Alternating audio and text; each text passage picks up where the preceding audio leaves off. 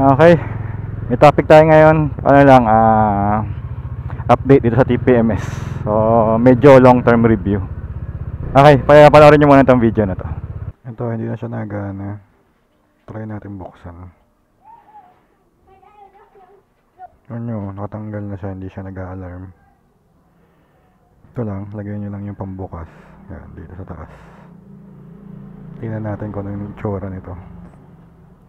Ayan, may battery. So, kung nalobat ba? Kasi iniisip ko, pag nalobat, dapat hindi na siya madidetect dito, diba? So, ito yung may baterya. Ito, hindi siya nadidetect na hindi siya nakakabit. Baka nasira na ito. Teka, try natin tanggalin yung unahan. Oo, yun yun, nag-alarm yung unahan nung natanggal.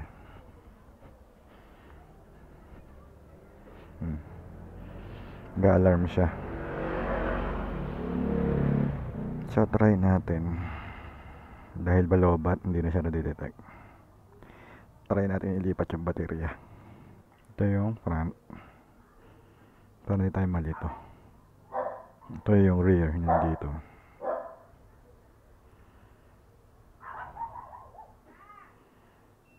Oh, lobat.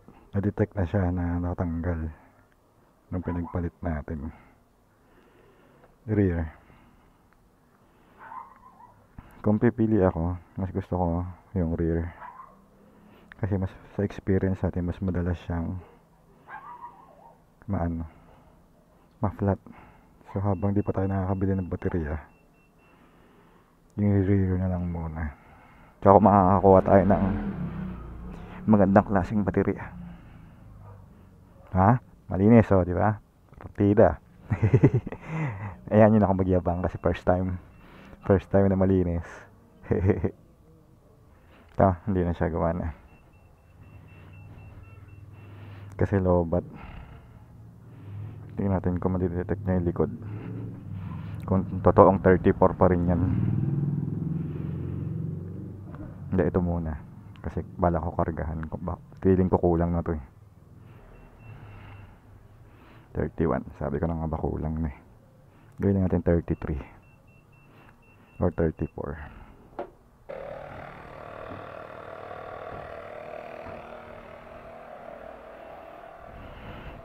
Ang problema natin, maingay. So papatay na lang muna natin. Yung sa unahan kanina, ang reading niya nung tinanggal natin 30. So okay pa ako dun. Okay, balikan ko kayo mamaya. Mag-ready lang ako papasok. So napanood nyo sa mga ilang vlog, sa mga nakaraang vlogs natin, nabanggit ko yan na hindi nag-update yung likod na gulong na tire pressure. Ginawa natin, yun nga, tinanggal natin yung baterya.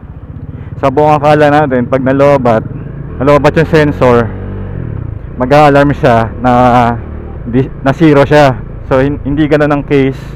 Pag nalobat yung sensor natin, kung ano yung huling reading niya, yun lang siya, steady lang siya. So yun nga, yung ginawa natin, since working yung unahan, tinry natin yung baterya nung nasa unahan, nilipat natin sa sensor sa likod, tapos sinubukan natin yung saksak sa gulong. So na-detect niya. So bakit hindi siya sabay? So ibig sabihin yung baterya hindi parehas ng lifespan. Ibig sabihin mas luma yung baterya na nakakabit doon sa likod. Kasi sabay naman silang nagana palagi, di ba? So lagay ko dyan, kung i-review na lang natin yung mga lumang video natin kung gaano nakatagal yung TPMS natin. Para mailagay ko dyan, ma-post ko yung kung gaano nakatagal bago nalobat yung likod. So malamang nasabi ko na rin to sa video na siningit natin na priority ko na lang yung likod na may sensor for now, kasi mas madalas matusok yung likod, di ba? Kaso di ko rin pala siya monitor kasi natunog. Natunog yung yung nag-a-alarm yung unahan kasi nga nung tinanggal natin yung sensor, so madidetect niya na walang pressure kasi tinanggal niya yung sensor kanina, di ba? Bago natin tinanggal yung baterya. So sabi ko, kung ano yung huling na-detect niya bago tanggal malobat, yun yung lalabas. So natunog lang siya ng natunog kasi nga zero yung huli niyang reading eh, nung tinanggal natin yung baterya, kaya maingay. Tsaka nakakailang kasi tulog ano siya, umiilaw siya ng red, nakakailang lang. So ayun, update natin, mabilis lang. Dagdagan lang natin ng mga information dyan, kung gano'n nakatagal, mga ganun, or kung magkano yung binili natin dati. Tapos try din natin siyang maghanap kung mayroon na bang bumaba yung presyo, or kung may bagong update na. Kasi nung binili natin yan, yung updated version yan, eto, hindi na siya charge kasi solar siya. Pero ito pa rin yung kinuha natin kasi pag charge mo naman, tagal mo malobat, naabot ng ilang linggo, minsan nga isang buwan pa. So ito yung follow-up update natin, follow-up review or semi long term review. Hindi ko maalala kung isang taon na or buwan pa lang to eh. Basta lagay ko na lang dyan. Tapos kung tatanungin nyo ba, kasi sinabi ko dati, di ba, tabla sila sa number 1 na upgrades natin ng handlebar riser tsaka yung TPMS. May nagbago ba sa opinion ko? Dahil paggamit natin sa kanya, kung gaano ba kung reliable pa rin ba, or kung sa tagal ng gamit natin, kung na-disappoint ba tayo kasi nasira na kaagad siya. Tingin ko hindi naman. Tingin ko number 1 pa rin siya sa upgrade. Kasi kaya kanina check natin yung mga pressure ng gulong kasi nga hindi na read bago pumasok. Pawis na pawis ako, sandali lang yun ha. Sandali lang tayo, nag-yuyoko dun, di ba? Imbis na alis na tayo kagad, tingin na lang tayo dyan, yuyoko-yoko tayo, check ng tire pressure kada alis. Okay pa rin siya, convenient siya eh, mabilis kang mag-check.